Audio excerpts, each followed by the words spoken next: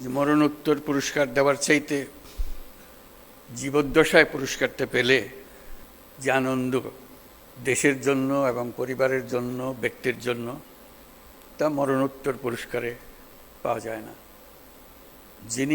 যাকে আমরা সম্মান দেখাচ্ছি তিনি আমাদের সঙ্গে নেই।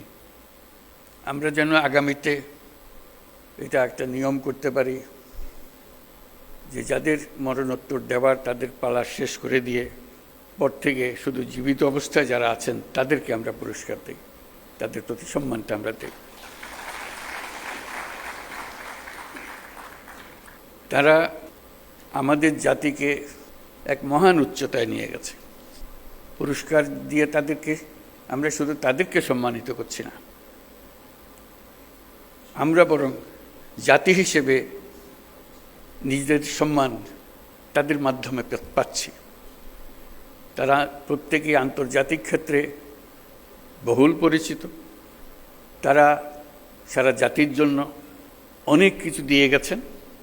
তাদের কথা তাদের জীবদ্দশায় আমরা স্মরণ করতে না পারলে আমরা একটা অকৃতজ্ঞ জাতি হিসেবে চিহ্নিত হয়ে যাব। আমরা চাই